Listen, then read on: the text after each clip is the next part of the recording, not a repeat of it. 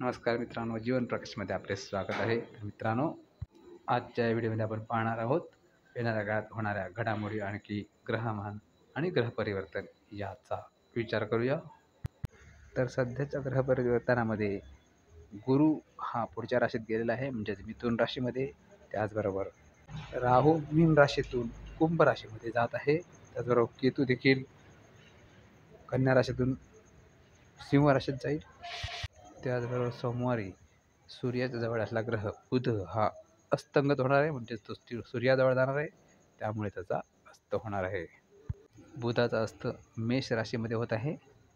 तर सर्वप्रथम गुरु हा मिथुन राशीला गेला आहे आणि आपण अगोदरच्या व्हिडिओमध्ये पाहिले आहे की त्याच्यामुळे कोरोनाचा किंवा एखाद्या साथीचा रोगाचा प्रादुर्भाव होण्याची शक्यता आहे. आणखी त्याचप्रमाणे आपल्याला दिसत असेल की ठिकठिकाणी डॉक्टरांकडे सर्दी खोकल्याच्या आजारासाठी गर्दी आहे. तर हा प्रादुर्भाव जास्त वाढू शकतो आणि त्याच्यामुळे आपल्या वैद्यकीय संस्थांवर एक प्रेशर येऊ शकतो ठिकठिकाणी.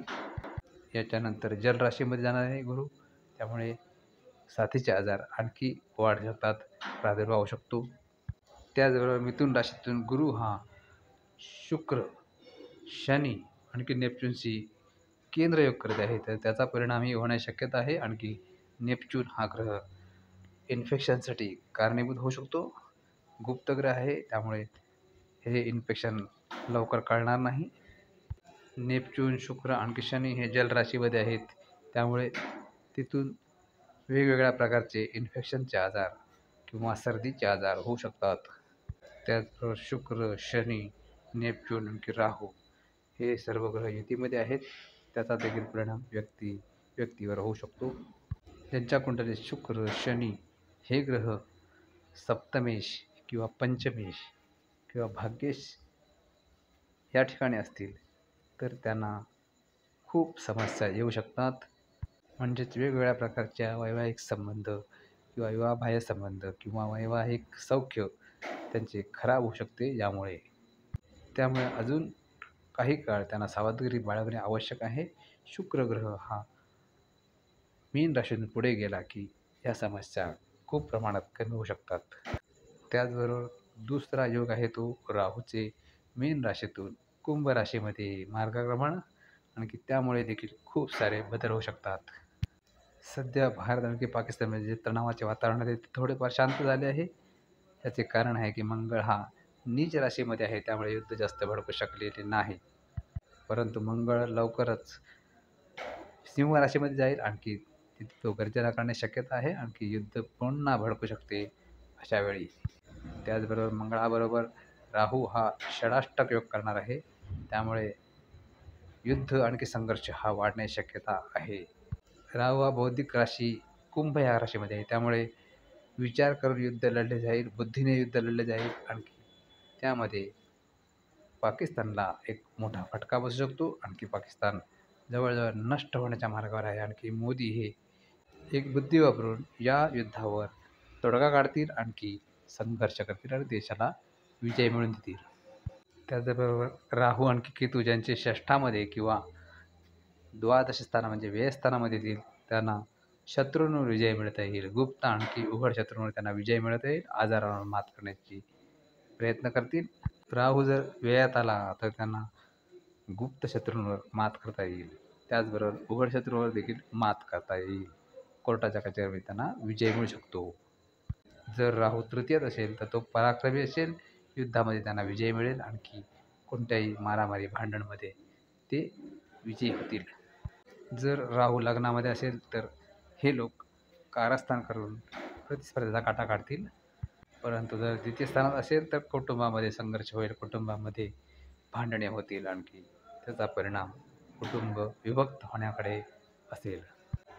राहू केतू सप्तमात असतील तर चांगले नाही आहेत, त्याच्यामुळे सौख्यामध्ये कमतरता येईल, घटस्फोट वगैरे किंवा विवाहबाह्य संबंध अशा घटना घडू शकतात.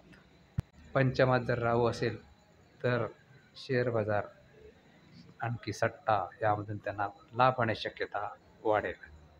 अष्टमात जर राहू असेल तर चुकीच्या मार्गाने अचानक त्यांना लाभ होईल.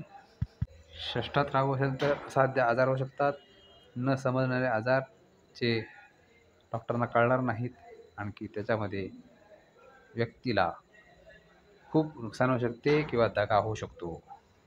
राहू जर दशमात असेल तर व्यवसाय धंद्यामध्ये अडथळे येऊ शकतात, परंतु बुद्धीने त्याच्यावर मात करण्याची शक्यता आहे.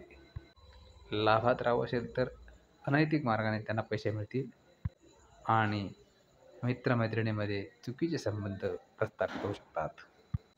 यानंतरचे परिवर्तन आहे बुधाचा अस्तयोग. बुध हा ग्रह व्यापार, आणखी नेहमीच्या उलाढाली, नेहमीचे व्यवहार यासाठी, आणखी कम्युनिकेशनसाठी एक महत्त्वपूर्ण ग्रह आहे.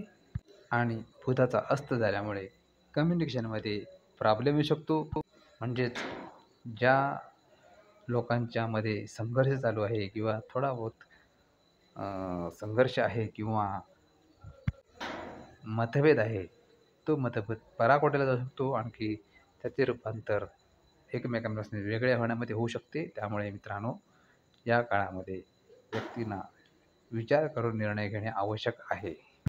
19 तारखेला बुध अस्त होतोय, तो 7 जूनला त्याचा उदय होणार आहे. तर या काळामध्ये हा कठीण काळ असू शकतो.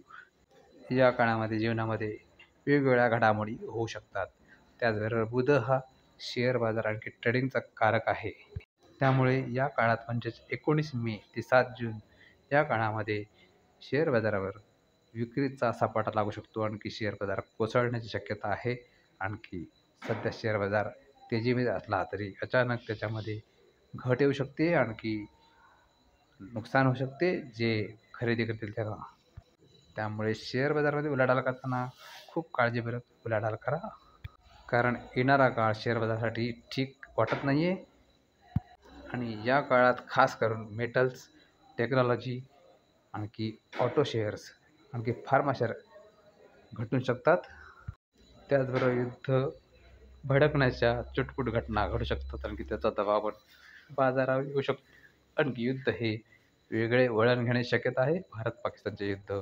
आणखी त्यामुळे इतर देश पण त्याच्यामध्ये पिक्चरमध्ये येऊ शकतात. आणखी त्यामुळे वेगळे वळण लागू शकते. आणखी युद्धाचा जो आकार आहे तो मोठा होऊ शकतो, युद्धाचे प्रमाण आहे ते मोठे होऊ शकते. आणखी त्याच्यामुळे वेगवेगळ्या देशांमध्ये वित्त आणखी जीवितहानी होऊ शकते.